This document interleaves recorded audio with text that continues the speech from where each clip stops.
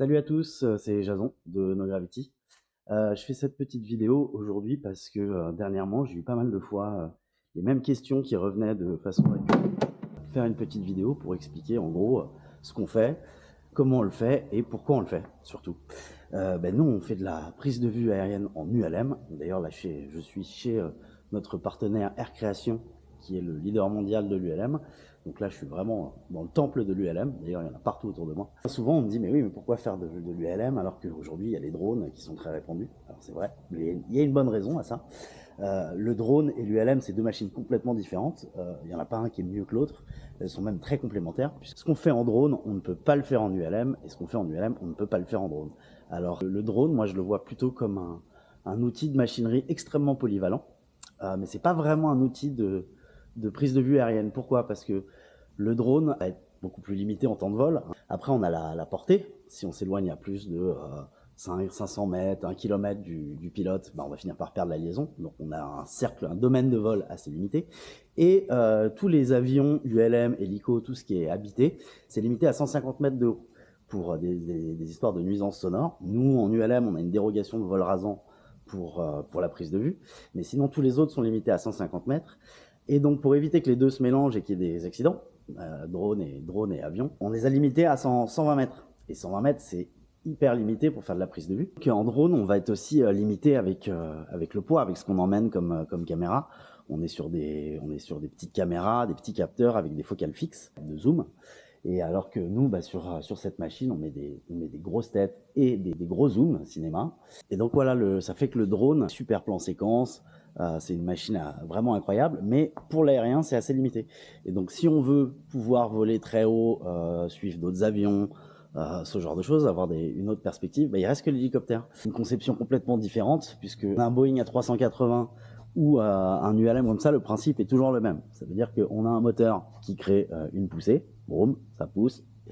Avec la vitesse, ça crée un flux d'air sur l'aile, ça crée de la portance, et comme ça, il vole. Donc le poids de la machine est porté par l'aile, et le moteur sert juste à créer une poussée. L'hélicoptère, c'est un fonctionnement complètement différent, puisque c'est la seule machine qui va générer sa portance par son moteur. Donc, pour lever 2 tonnes à la force du moteur, il faut beaucoup de chevaux. Et quand il y a des chevaux, il faut les nourrir. Donc, un hélicoptère à monoturbine, pour donner un exemple, ça consomme à peu près 230 litres de kérosène par heure. Et donc, ça coûte aussi très cher. Alors que ces ULM sont beaucoup plus légers. C'est une machine qui fait 230 kg à vide. Et on a un moteur qui est forcément beaucoup plus petit et qui demande beaucoup moins de carburant. Là, on est sur un moteur qui consomme 12 litres de 98 à l'heure. Il y a une particularité sur ces machines, au-delà du fait qu'elles soient très bien conçues, très bien finies, confortables et sûres. Et cette petite manette, elle paye pas de mine, mais elle a une particularité, et ça c'est une invention Air Creation, et c'est ça qui pour moi fait qu'ils ont un peu tué le game de l'ULM, c'est qu'ils ont créé une aile à géométrie variable. Et ça lui donne des propriétés assez exceptionnelles, que là d'un seul coup, cette machine, en fait, grâce à cette petite manivelle, elle change de forme. Là, on a un système de corset qui vient refermer l'aile, elle change de forme et elle devient hyper vive à piloter et elle devient surtout beaucoup plus rapide. Parce qu'avant, un ULM, ça volait à 70-80 km/h.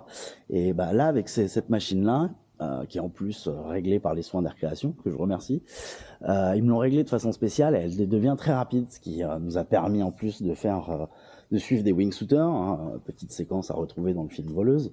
Mais donc elle est particulièrement joueuse et très très rapide, et en même temps ça permet de voler aussi très lentement. Donc on a une plage de vitesse qui est hyper intéressante pour la prise de vue, parce qu'on n'a pas toujours envie d'aller très vite, on va souvent pour prendre un peu le temps de regarder ce qui se passe et de tourner doucement autour des choses pour avoir le temps de voir ce qu'on filme. Ça fait que c'est une machine qui est très joueuse, donc on peut monter très fort d'un coup et en même temps perdre beaucoup de hauteur dans le plan, alors qu'une machine comme un drone ou un hélicoptère, qui est on appelle ça des voleurs tournantes, ça vole plutôt de façon linéaire. On peut monter et descendre bien sûr, mais on peut pas avoir des gros changements d'altitude.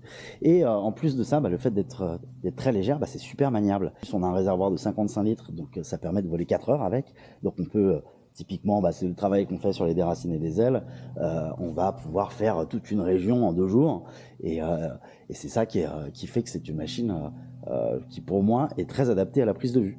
Donc voilà, en gros, ce que fait No Gravity Film, comment on le fait et pourquoi on le fait. Et merci beaucoup. Je vous souhaite une bonne journée et bon vol.